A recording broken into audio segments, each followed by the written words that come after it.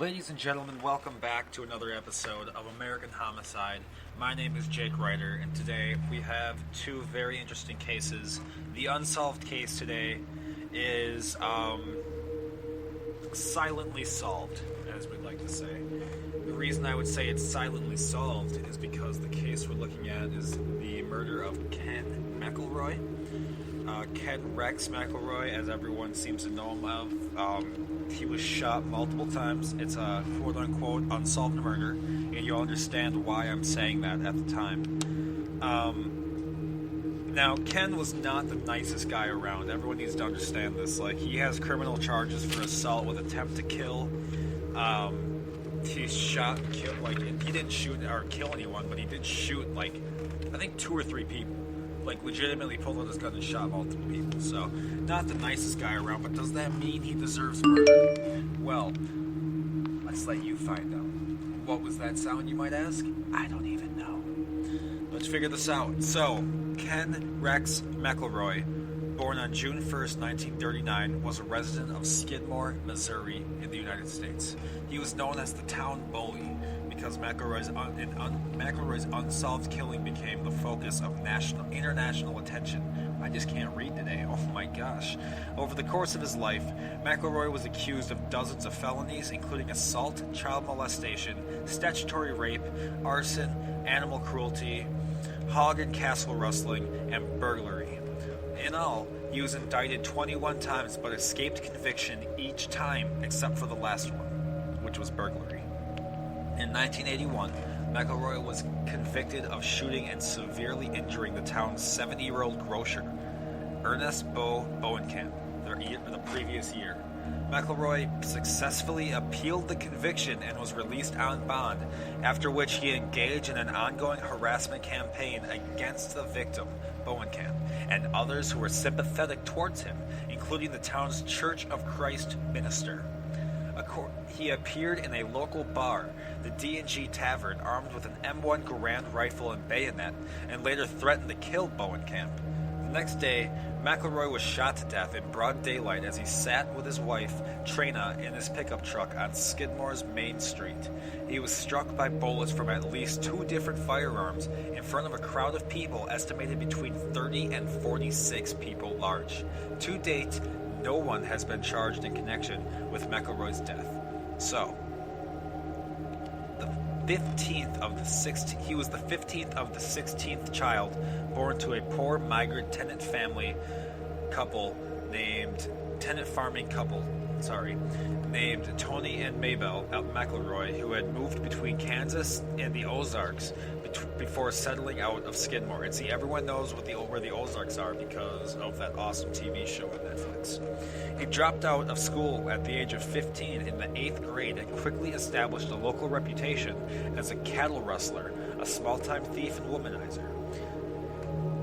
For more than 2 decades, McElroy was suspected of being involved in the theft of grain, gasoline, alcohol, antiques, and livestock, but he avoided the convictions when charges were brought against him 21 times, often after witnesses refused to testify against him because he allegedly intimidated them, frequently by following his targets and parking outside of their homes and watching them.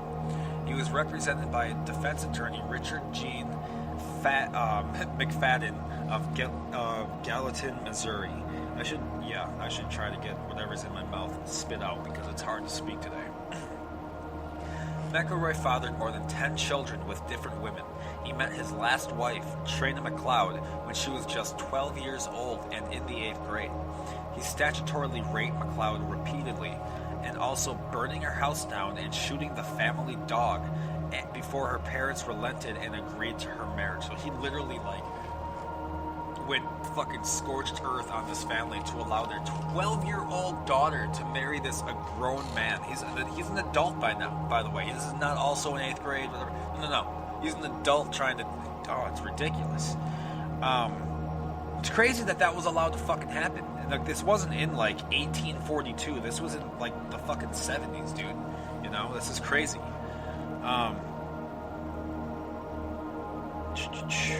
She became pregnant when she was just 14 years old, dropped out of school in the 9th grade, and went to went to live with McElroy and his third wife, Alice.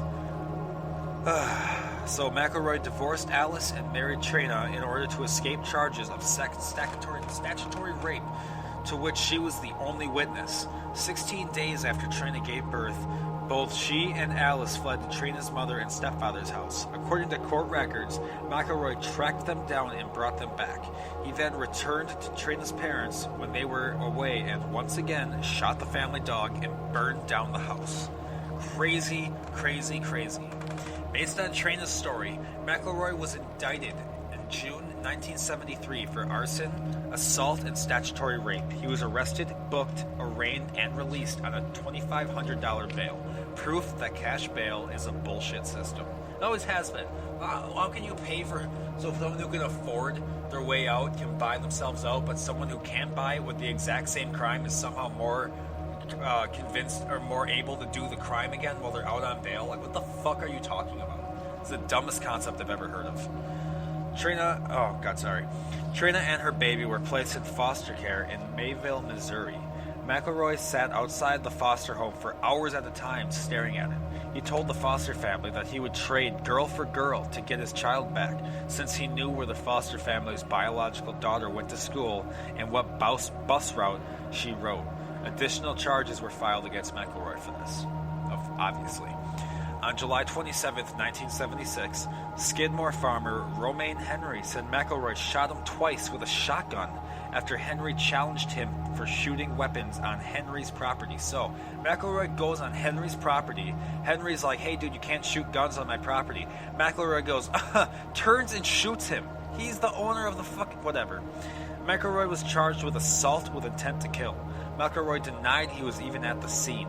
As the case dragged on without a court date, Henry said McElroy had parked outside his home at least 100 times. At the trial, 2 raccoon hunters testified that they were with McElroy the day of the shooting away from Henry's property. Henry was forced to admit in court, under questioning by McElroy's attorney Richard Gene McFadden, that he had concealed his own petty criminal conviction for more than 30 years previous. McElroy was then acquitted. So, again, acquitted for shooting someone. I need to get a drink. Oh my god, I have a headache.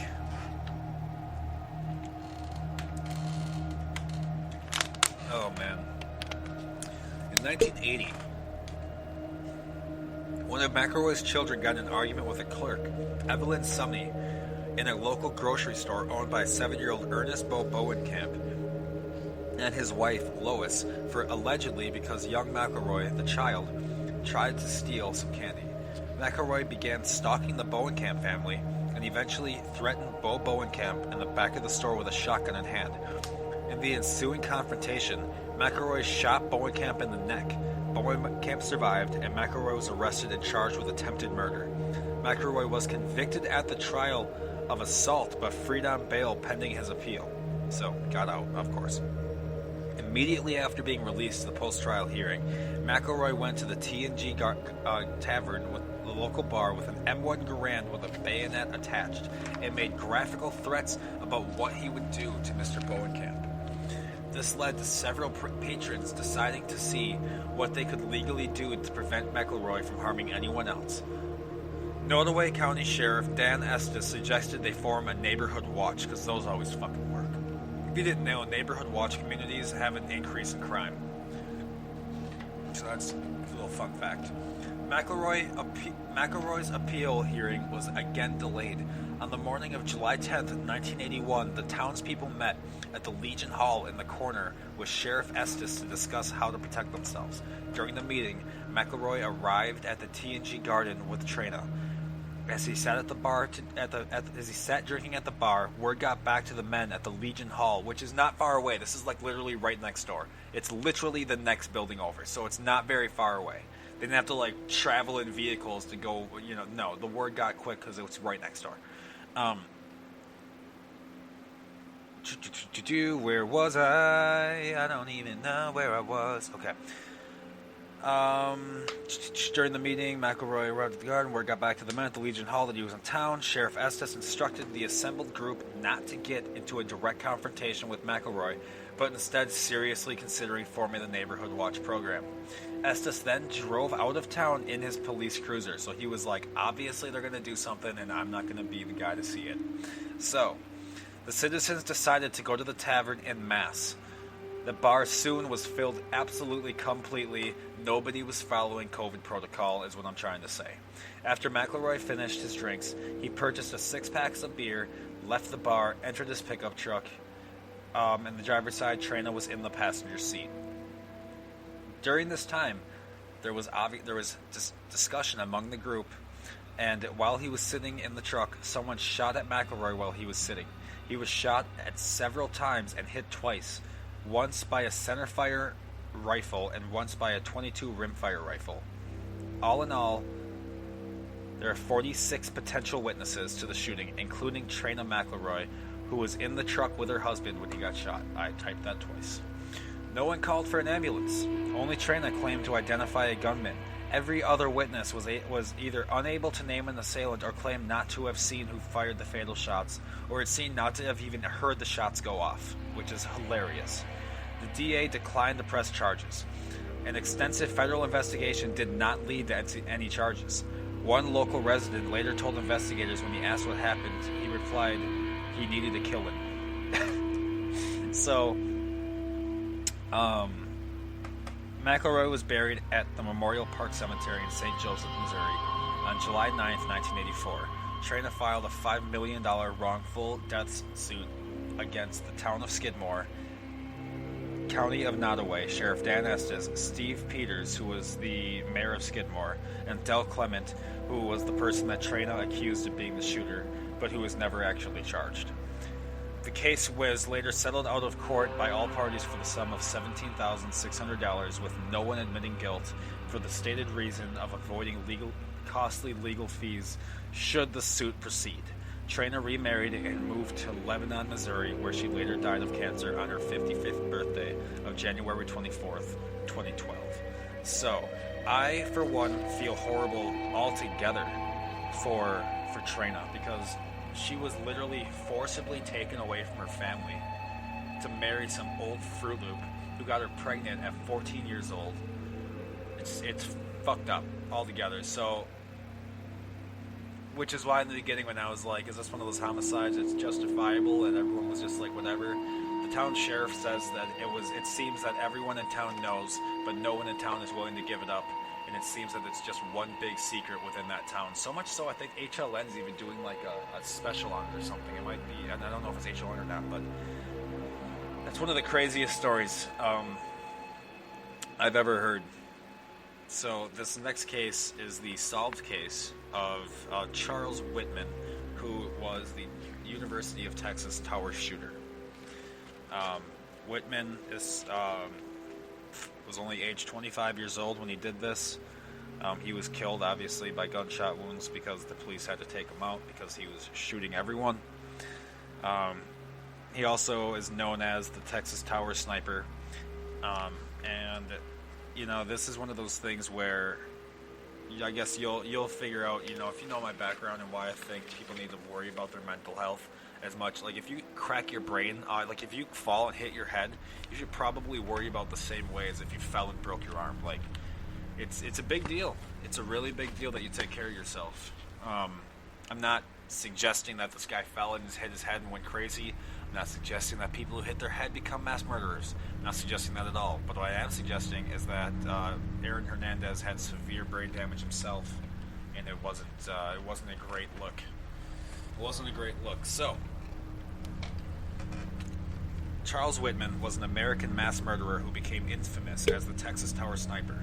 On August 1st, 1966, he used knives to kill his mother and his wife in their respective homes, then went to the University of Texas in Austin with multiple firearms and began indiscriminately shooting at people. He fatally shot 3 people inside the university tower. He then went to the tower's 28th observation deck, where he fired at random people for some 96 minutes, killing an additional 11 people, wounding 31 others, including a woman whose injuries prevented her pregnancy from coming to term, before he was shot dead by Austin police officers. Whitman killed a total of 16 people. The 16th victim died 35 years later from injuries sustained in the attack. So, Whitman was born on June 24th, 1941, in Lake Worth, Florida. He was the eldest of 3 sons born to Margaret and Joseph Whitman Jr. Whitman's father was raised in an orphanage in Savannah, Georgia, and described himself as a self-made man. He married Margaret at 17 years old.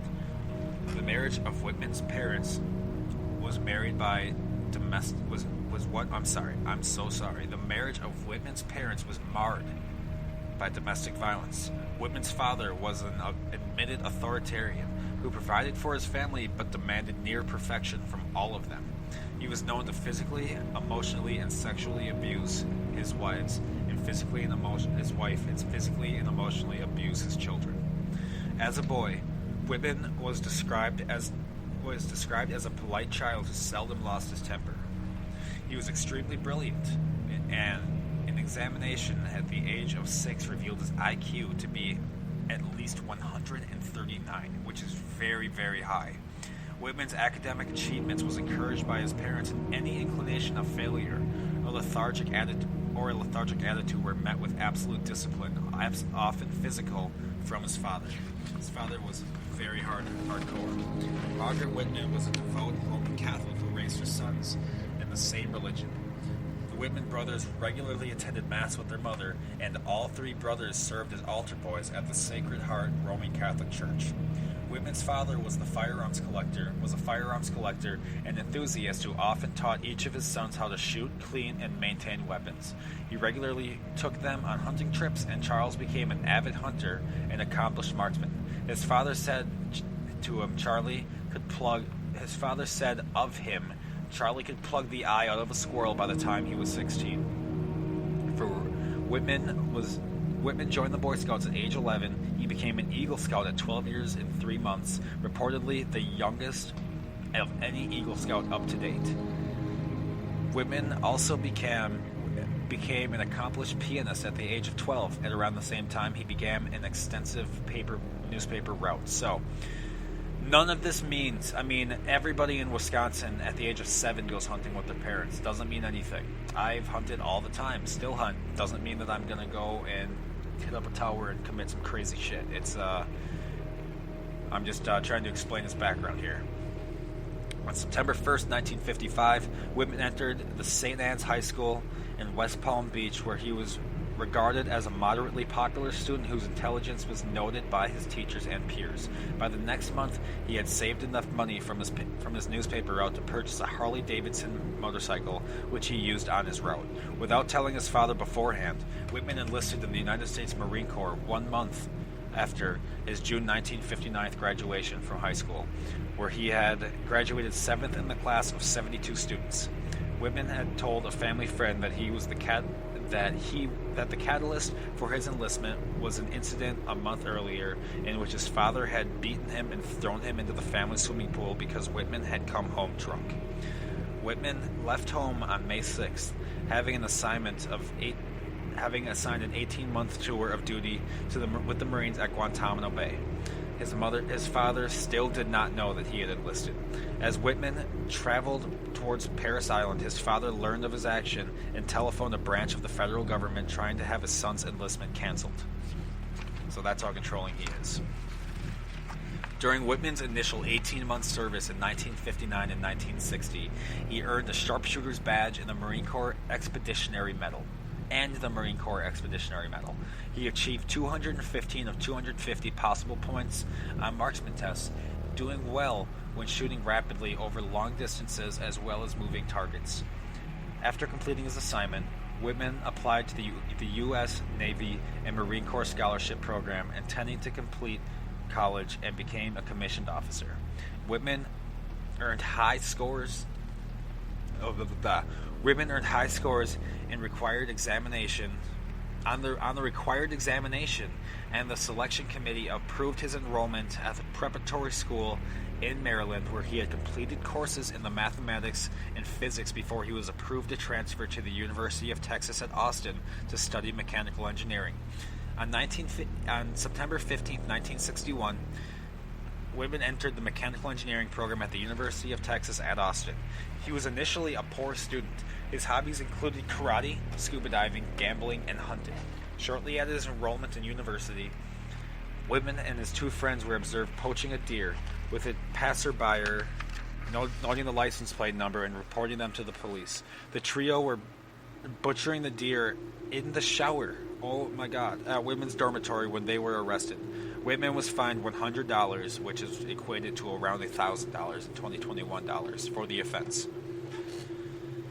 Whitman earned a reputation as a practical joker in his years as an engineering student, but his friends noted that he made some morbid and chilling statements. On one occasion in 1962, as Whitman and his fellow student Francis Shuck Jr. browsed a local bookstore in the main building of the University of Texas, Whitman remarked a person could stand off an army from atop of the tower before they got to him. He was pointing at the tower that we will soon be speaking of. In February 1962, 20-year-old Whitman and Kathleen Frances Lessner, an education major 2 years his junior, that was a weird way that was written, an education major 2 years his junior, thank you, that's much better. Lessner was Whitman's first serious girlfriend. They courted 5 months before announcing their engagement on July 19th. On August 17, 1962, Whitman and Lessner were married in a Catholic ceremony held at Lessner's hometown in Needville, Texas. The couple chose the 22nd wedding anniversary of Whitman's parents as the date for their wedding. Whitman's family drove from Florida to Texas to attend the event, and his younger brother Patrick served as his best man. Father LeDuc, a Whitman family friend, presided over the family. Lessner's families and friends who approved of their choice in husband all approved of her choice in husband, describing Whitman as a handsome young man who was both brilliant and aspirational. Although Whitman's grades improved somewhat during his second and third semesters, the Marine Corps considered them insufficient for continuation of his scholarship. He was ordered to active duty in February 1963 and went to Camp Lejeune, North Carolina. That might be, I fucking throttled that word. My apologies. I'm going to get killed by some Marine, but for sure. That was not an appropriately timed joke. My apologies. For the remainder of his 5-year enlistment, Whitman reportedly resented the college studies being ended, although he was automatically promoted to the rank of Lance Corporal at arrival of Camp Lejeune. I'm just going to call it Camp Lejeune. That's what I'm calling it. It's probably wrong, but that's what I'm calling it. He was hospitalized for 4 days after single-handedly freeing another Marine by lifting a Jeep which had rolled over an embankment. Despite his reputation as an exemplary Marine, he continued to gamble. In November 1963, he was court-martialed for gambling, usury, possession of a personal firearm on base, and for threatening another Marine over a $30 loan, which is equivalent to about $320 in today's money, for which he had demanded $15 interest, which is, that's 50%, so it's quite a bit of interest. Sentenced to 30 days of confinement and 90 days of hard labor, he was demoted from Lance Corporal, which is E3, to back down to Private, which is E1, which, if you guys don't know, that means his pay went to shit. He kept a record while awaiting his court-martial in 1963. Whitman began to write a diary titled Daily Record of C.J. Whitman. In it, he wrote about his daily life in the Marine Corps and his interactions with Kathy and other family members. He also wrote about his upcoming court-martial and contempt for the Marine Corps, criticizing them for their inefficiencies. In writings about his wife, Whitman often praised her and expressed his longing to be with her. He also wrote about his efforts and plans to free himself from financial dependence of his father. On December 1964, Whitman was honorably discharged from the Marines. He returned to the University of Texas at Austin, enrolling in architectural engineering program. To support his wife Kathy and himself, he worked as a bill collector at the Standard Finance Company. Later, he worked as a bank teller at the Austin National Bank in January 1965. Whitman took a temporary job with Central Freight Lines as a traffic surveyor for the Texas Highway Department. He also volunteered as a scout leader for Austin Scout Troop 5, while his wife worked as a biology teacher at Lanier High School. Friends later said Whitman had told them that he had struck his wife on 2 occasions. They said Whitman despised himself for this and confessed to being morally and afraid of being like his father.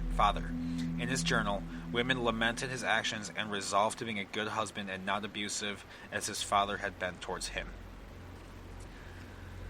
In 1966, Margaret Whitman announced her decision to divorce her husband because of the continued physical abuse.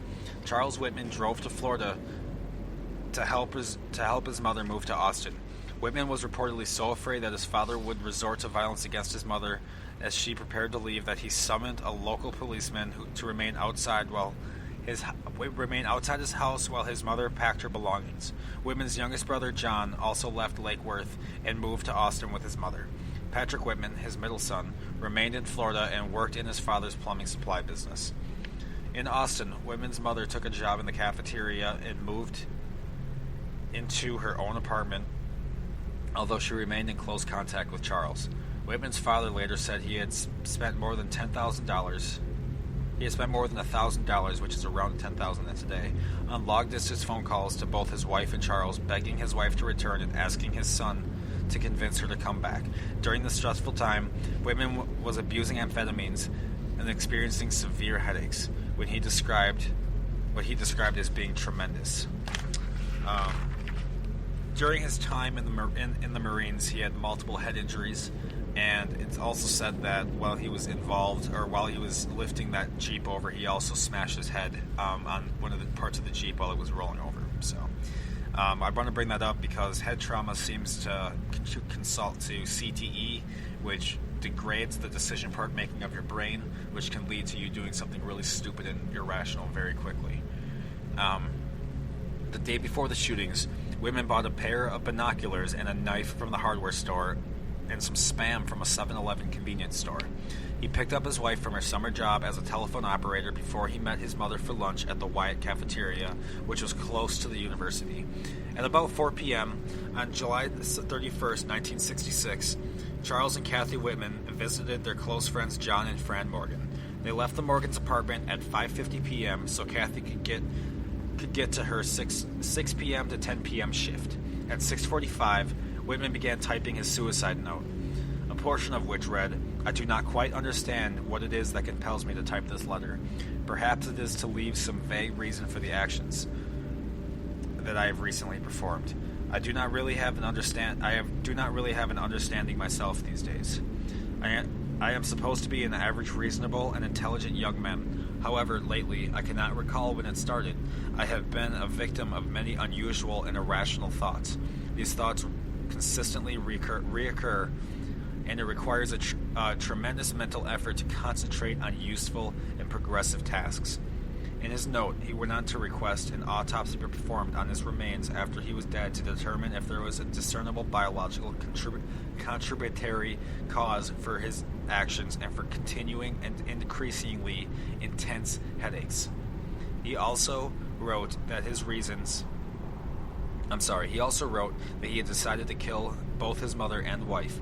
Expressing uncertainty about his reasons, he nonetheless stated that he did not want to believe that his mother had ever enjoyed life as much as she is entitled to, and that his wife has been as fine a wife to me as any man could have ever hoped to have. Whitman further explained that he wanted to relieve both his wife and his mother from suffering of the world and to save them from the embarrassment of his actions. He did not mention planning the attack at the university in his letter, though. He just mentioned it as an upcoming event. An upcoming action, and event, I guess. Just after midnight on August 1st, Whitman drove to his mother's apartment at 1212 Guadalupe Street. Oh my goodness. 1212 Guadalupe Street. After killing his mother, he placed her body on her bed and covered it with sheets. Just how he murdered his mother is disputed, but officials believe he rendered her unconscious before stabbing her in the heart. He left a handwritten note beside her body, which read in part, "To whom it may concern, I have just taken my mother's life. I am very upset over having done this. However, I feel that if there is heaven, she is definitely in it now. I am truly sorry. Let there be no doubt in your mind that I loved this woman with all my heart." Whitman then returned to his home on 906 Jewel Street, where he killed his wife by stabbing her 3 times in the heart as she slept. He covered her body with sheets and then resumed the typewritten letter that he had begun the previous evening. Using a ballpoint pen, he wrote at the side of the page, "Friends interrupted 1-1-66, Mun, 3 a.m., both dead." So he wrote that in pen. Whitman continued on the note, finishing it in pen. "I imagine it appears that I brutally killed both my loved ones. I was only trying to do a quick, thorough job. If my life insurance policy is valid, please pay off my debts. Donate the rest anonymously to a mental health foundation. Maybe research can prevent further tragedies of this type. Give our dog to my in-laws. Tell them Kathy loved Scotchy very much. If you can find it in yourselves to grant my last wish, cremate me after the autopsy."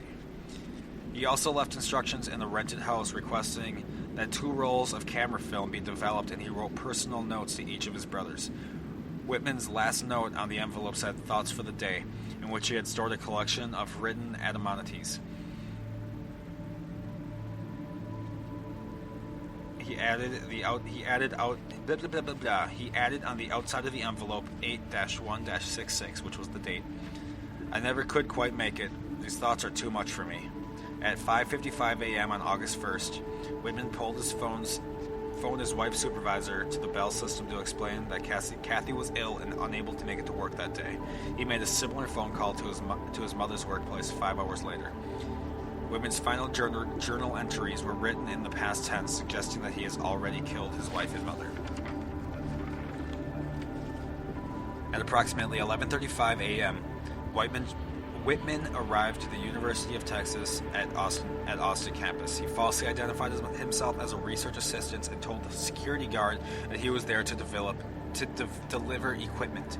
He then climbed up to the 28th floor of the UT Tower, killing 3 other people in the tower, and opened fire from the observation deck with a hunting rifle, killing other people. Altogether, Whitman killed 14 people, wounded 31 others, and in the 96 minutes before he was fatally shot by Austin police officers Sergeant Ramiro Martinez and Patrolman Houston McCoy. They had raced to the top of the tower to stop Whitman. So, investigating officers found that Whitman had visited several university physicians in the year before the shootings. They prescribed various medications for him. Whitman had seen a minimum of 5 doctors between the fall and winter of 1965 before he visited a psychiatrist from whom he received no prescription.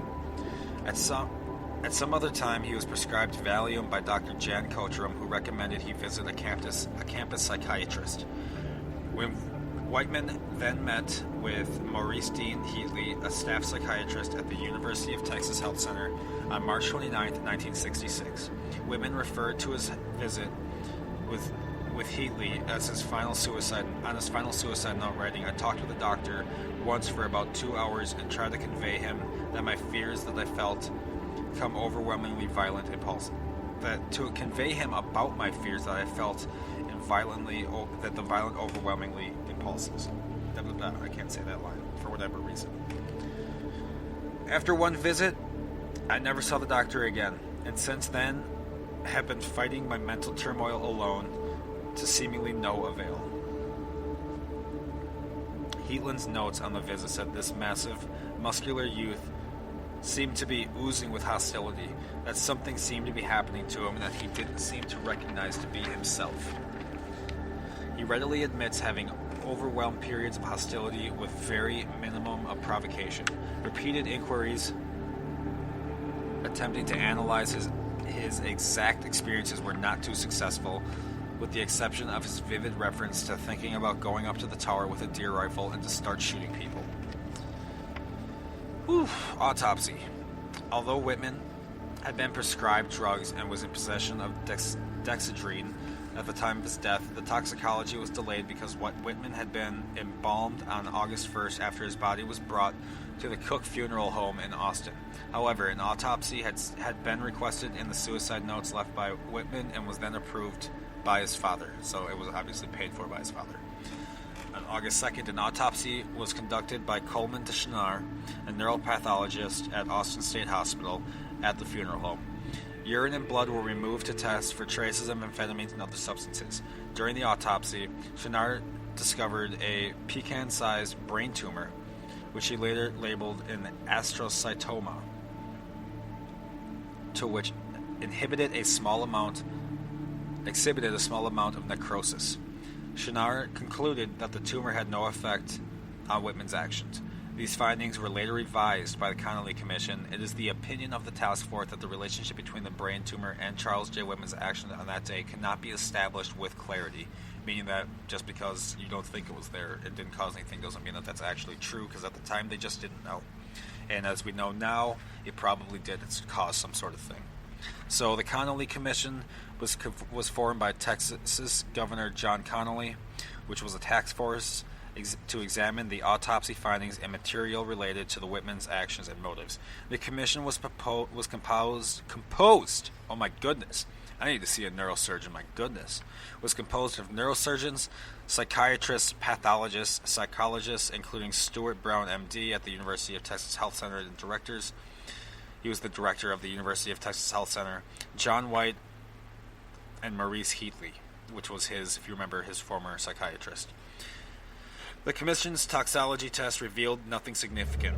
They examined Scheffner's paraffin blocks of the tumor. I don't know what that means. Sustained specimens of it and Whitman's other brain tissue. In addition to the remainder of the autopsy specimens available, following a 3-hour hearing on August 5th, the commission concluded that Deschanard's finding had been an error. They found that the tumor had features of glioblastoma multiforme and widespread areas of necrosis, palisading of cells, and a remarkable malformation. Okay. Psychiatric contributors to the report concluded that the relationship between the brain tumor and Whitman's actions cannot be established with clarity. However, the tumor conceivably could have contributed to his inability to control his emotions and actions. While neurologists and neuropathologists concluded the application of existing knowledge with organic brain function does not enable us to explain the actions of Whitman on August 1st. Forensic investigators have theorized that the tumor pressed against Whitman's amygdala, which is the part of the brain related to anxiety and the fight or flight responses. Heyo, what's up, anxiety brothers? What's up? Let's don't do this. Okay. I'm glad that we have help, by the way, now. Things are starting to change. It's really important that things are changing because I hope that we still have huge problems in America with like mass shootings and shit, but I hope things start to change now that people are starting to take it more seriously. A joint Catholic funeral service for Whitman and his mother was held in Lake Worth, Florida on August 5th, 1966. They were buried in Florida's Hillcrest Memorial Park. Since he was a military veteran, Whitman was buried with military honors. His casket was draped with the American flag. And that is the story of Charles Whitman. So, thank you all for listening today. I appreciate you spending your time with me, and I look forward to seeing you on our next episode. Take care.